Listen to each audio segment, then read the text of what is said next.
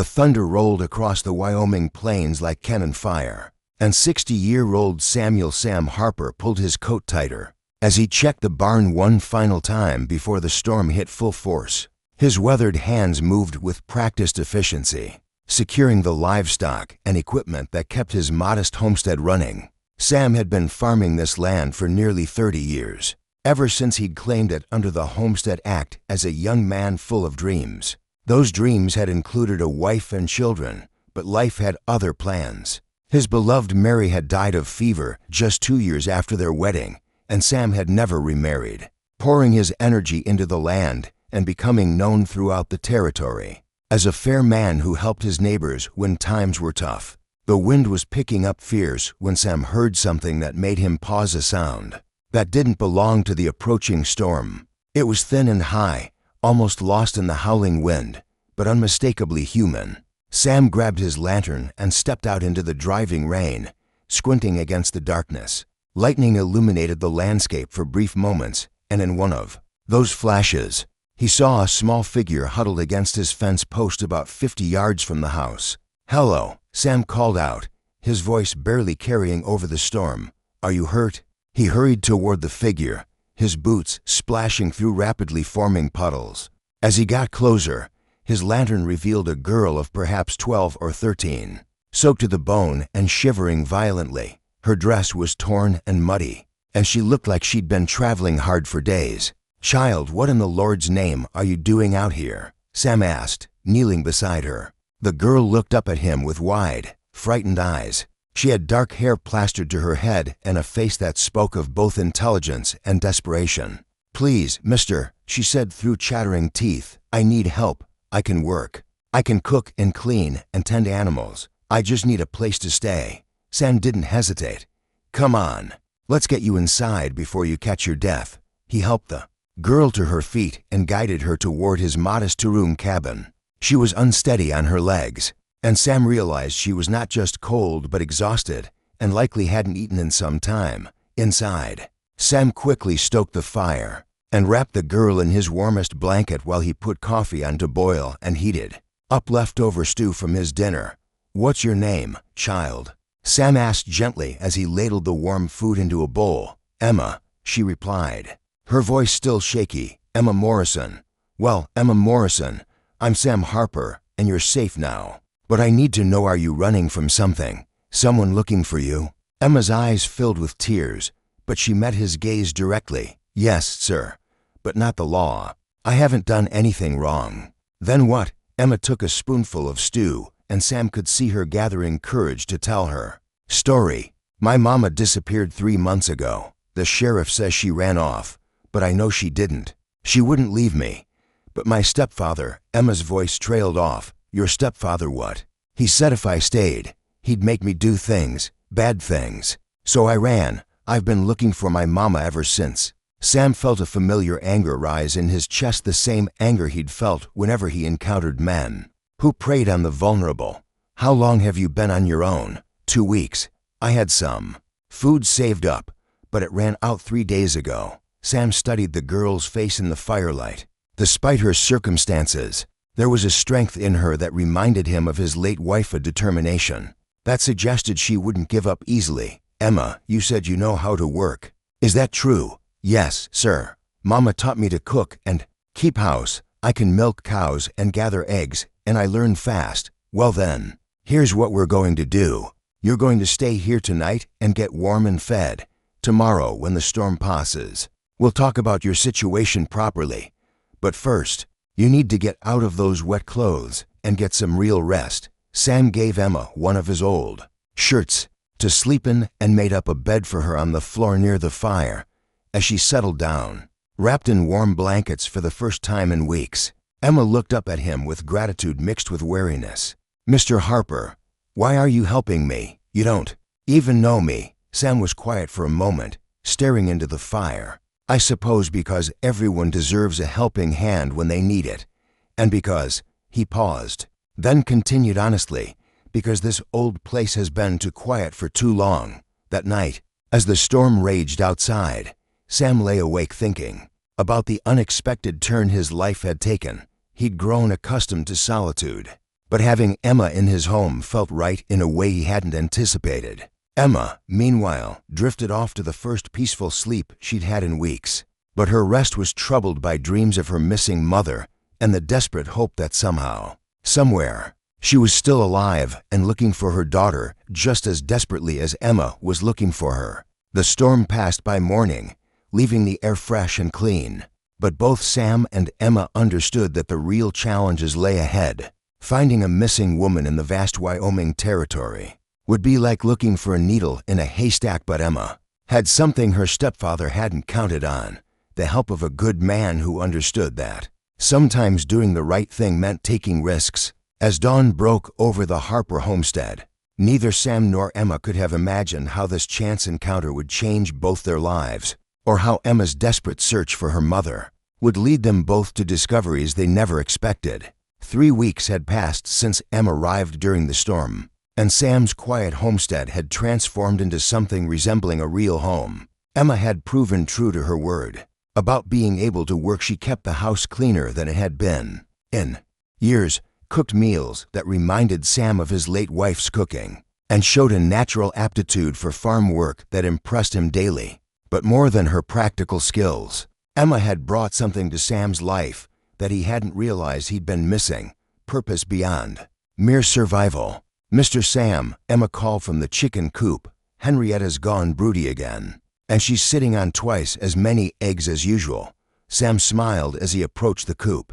Emma had named all the chickens within her first week, something that had initially seemed foolish to him but now felt perfectly natural. "That's good news," Sam replied. "Means we'll have plenty of chicks come spring." Emma had settled into a routine of morning chores. Afternoon lessons: Sam had been teaching her to read better and do sums, and evening conversations by the fire, where she would share memories of her mother and express her unwavering belief that they would find her. "Tell me again about your mama," Sam said that evening as they sat with their coffee and tea. "What was she like?" Emma's face lit up, as it always did when she talked about her mother. "She was the strongest person I ever knew. When Papa died, my real Papa, she worked in the hotel kitchen in town to keep us fed. She could make a feast out of nothing, and she always said that as long as we had each other, we could get through anything. And then she married your stepfather." Emma's expression darkened. "Marcus Whelan. He seemed nice at first, brought Mama flowers and told her she deserved to be taken care of. But after they married, he changed, started drinking more, getting angry about money, telling Mama she was worthless." Sam had heard enough stories like this to know how they usually ended. Did he hurt her? Sometimes. But Mama always said we just had to be patient, that things would get better. "Then one day I came home from helping Mrs. Peterson with her laundry, and Mama was gone. Marcus said she'd run off with a traveling salesman, but her clothes were still there, and she would never have left without saying goodbye." "What did the sheriff say when you told him this?" Emma's jaw tightened with frustration. "Sheriff Davidson said women run off all the time, especially when they're married to difficult men. He said maybe she'd send for me when she got settled somewhere. But Mr. Sam, I know my mama. She would have taken me with her or died trying." That night, Sam lay awake considering Emma's situation. He had no legal authority over the girl, and technically she was a runaway who should probably be returned to her stepfather. But everything Emma had told him about Marcus Whelan suggested that returning her would be delivering her into a dangerous situation. The next morning brought an unexpected visitor. Sheriff Davidson himself rode up to the homestead, his expression serious and official. "Sam," the sheriff called out as he dismounted, "I hear you've got a young girl staying with you." Sam emerged from the barn where he'd been repairing harness, his expression carefully neutral. "That's right, Tom. Found her half frozen in the storm 3 weeks back.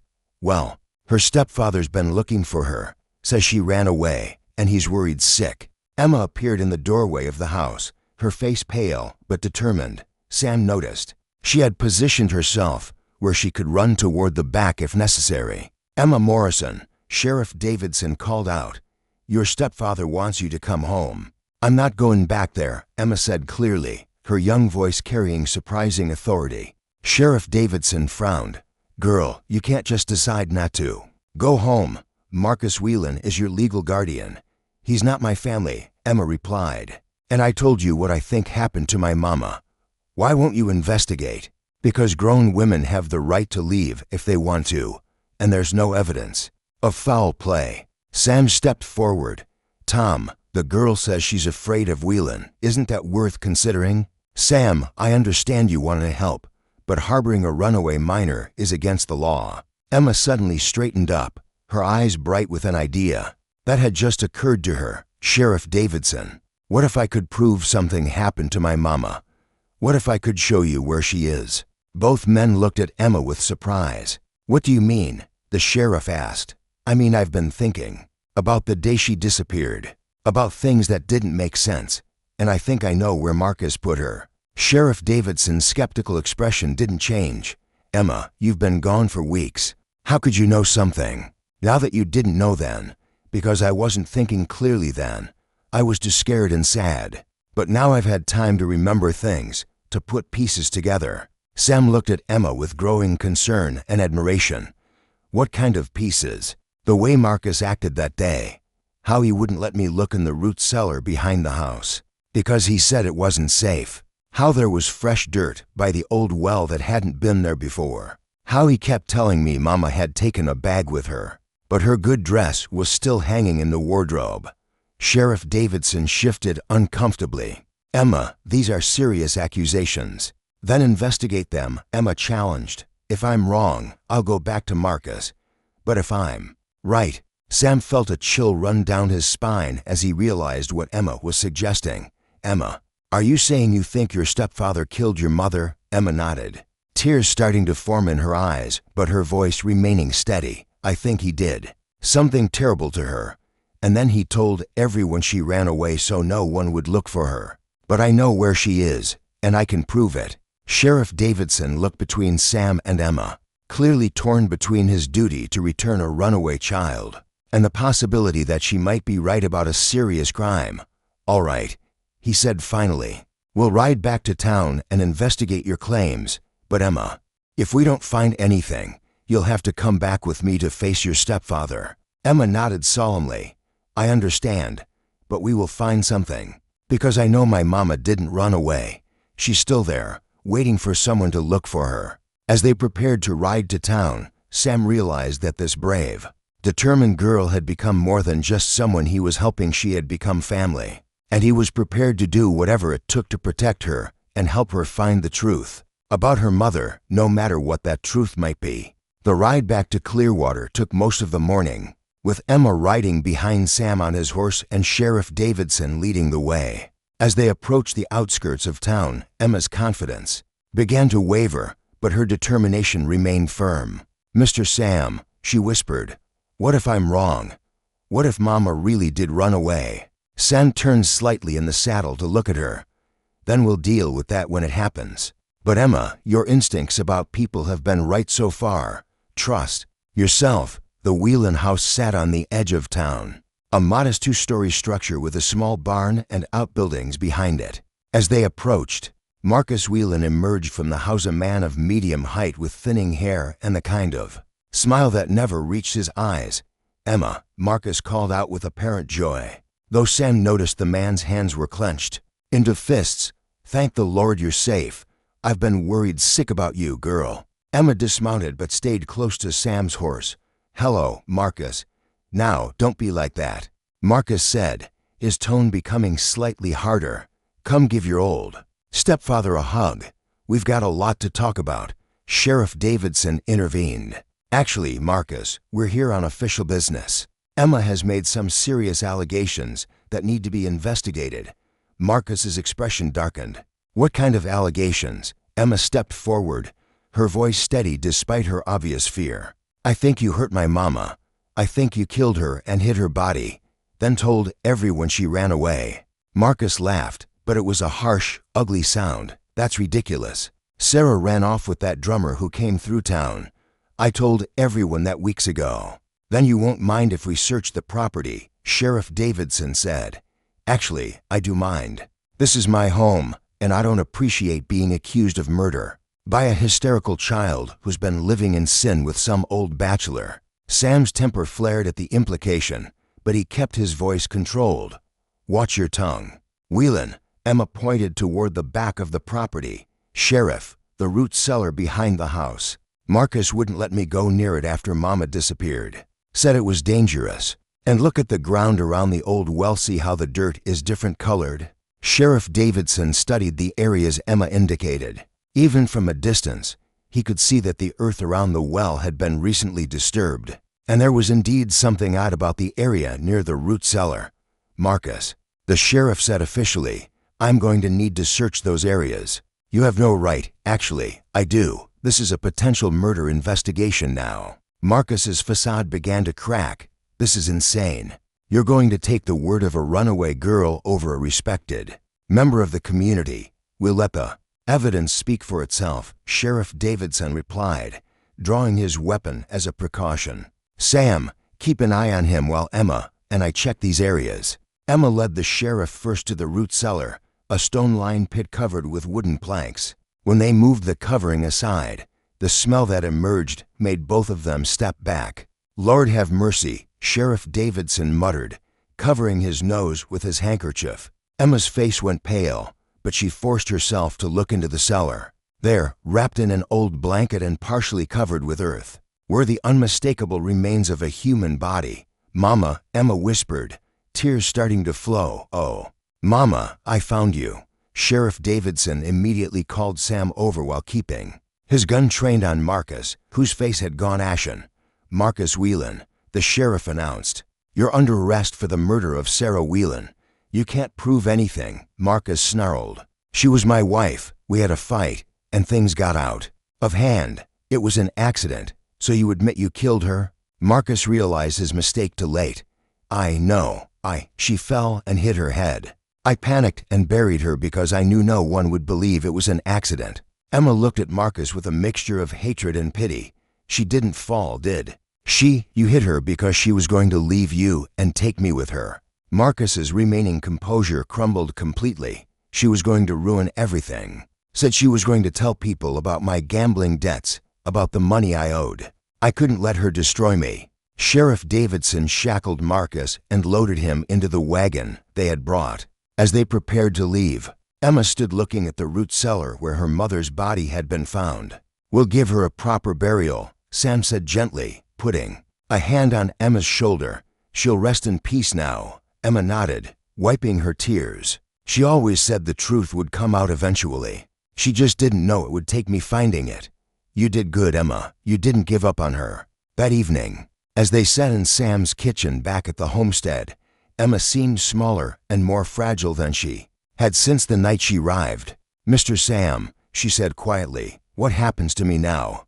I don't have anyone left." Sam had been thinking about this question all day. "Well, I suppose that depends on what you want to happen." "What do you mean?" "I mean, you've got a choice to make. The territorial authorities will probably try to place you with relatives or in an orphanage. Or," Sam paused, choosing his words carefully, "you could stay here with me, officially, I mean. One could apply to become your legal guardian." Emma looked up at him with hope and surprise. "Would you want that?" "Really, Emma, these past few weeks have been the best I've had in years. You've brought life back to this place, and purpose back to my days. If you'll have me, I'd be honored to be your family." Emma threw her arms around Sam's neck, crying tears of relief and joy. "Yes, Mr. Sam, I'd like that very much." As they sat together that night, both understood that while finding Emma's mother had brought closure to a terrible chapter, it had also opened the door to a new beginning. Emma had lost her birth family, but found something equally precious. A chosen family built on mutual respect, shared purpose, and the kind of love that grows from truly knowing and accepting each other. 6 months later, the Harper homestead bore little resemblance to the quiet, solitary place it had been before Emma's arrival. The house had been expanded with a proper bedroom for Emma. The garden had tripled in size under her careful tending, and the sound of laughter and conversation had become as natural as the wind across the plains. Emma, now officially Emma Harper following the legal adoption proceedings, had grown both physically and emotionally during her time with Sam. At 13, she had developed into a confident young woman who could manage the farm as competently as any adult, but more importantly, she had healed from the trauma of losing her mother and discovering the truth about her death. "Sam," Emma called from the garden, where she was harvesting late-season vegetables. "Mrs. Patterson is coming up the road, and she's got someone with her." Sam emerged from the barn where he had been shoeing their horse. Mrs. Patterson was the local school teacher and had become a regular visitor since Emma's arrival, often bringing books and helping with Emma's continued education. But today, Mrs. Patterson was accompanied by a young boy of perhaps 10 years old, thin and clearly travel-worn, carrying a small bundle of possessions. "Sam, Emma," Mrs. Patterson called out as she approached, "I'd like you to meet Timothy. He's been staying with the Reverend and his wife, but they're moving back east and can't take him along." Sam and Emma exchanged glances, immediately understanding the situation. Timothy had the same look of wariness and desperate hope that Emma had carried when she first arrived. "Hello, Timothy," Emma said gently, kneeling to his level. "I'm Emma, and this is my father, Sam." "Your father?" Timothy asked, looking between them with confusion at the obvious lack of physical resemblance. "He adopted me," Emma explained simply. "Sometimes the best families are the ones you choose." Over dinner that evening, Timothy's story emerged orphaned. When his parents died of influenza, passed between relatives who couldn't afford to keep him, finally ending up at the church when even they gave up. "I can work," Timothy said earnestly, echoing Emma's words from months earlier. "I'm strong for my age, and I learn quick." Sam found himself smiling at the familiar refrain. "I'm sure you can, son. But first, you need to be a child for a while. There's time enough for work when you're older." Emma took charge of showing Timothy around the farm, explaining the routines and introducing him to the animals she had named. Watching her patience and kindness with the younger boy, Sam felt proud of the young woman she was becoming. "Emma," Sam said that night after Timothy had fallen asleep on a makeshift bed by the fire, "what do you think about having a brother?" Emma considered the question seriously. "I think Mama would have liked it. She always said families should help each other, and that there's always room for one more at the table if everyone shares." "And you? How do you feel about it?" "I remember what it was like to be scared and alone with nowhere to go. If we can give Timothy what you gave me, a home, a family, safety, then I think we should." 3 weeks later, the adoption papers for Timothy Harper were filed with the territorial court. The Harper family had grown from one lonely farmer to a household of 3.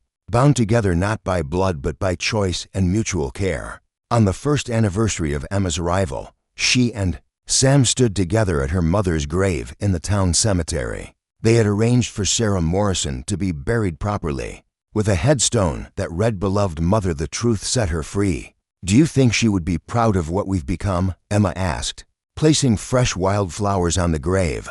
"I think," Sam said thoughtfully, "that your mother would be amazed to see how her brave daughter not only found justice for her, but created a family that now helps other children who need it." Emma smiled, thinking of Timothy back at the ranch, probably helping with the evening chores and slowly learning to trust that this new family wouldn't abandon him. "You know, Sam, I used to think finding Mama was the most important thing I'd ever do.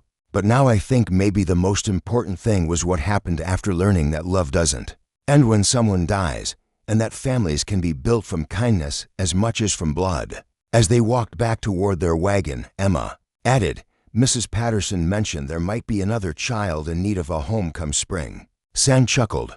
"Are you planning to turn us into an orphanage, daughter?" "No," Emma replied with a grin that reminded Sam exactly why his life had become so much richer. "Since her arrival, I'm planning to turn us into a family big enough to share all the love we've got." That evening, as the 3 Harpers sat around their dinner table, Sam at the head, Emma helping Timothy with his reading, and the conversation flowing with the easy comfort of people who truly belong together, Sam reflected on how one stormy night had changed everything. Emma had arrived seeking help in finding her mother, and in doing so, had helped Sam find something he didn't even know he was missing: the joy of being needed, the satisfaction of nurturing young lives, and the deep contentment that comes from building something meaningful with people you love.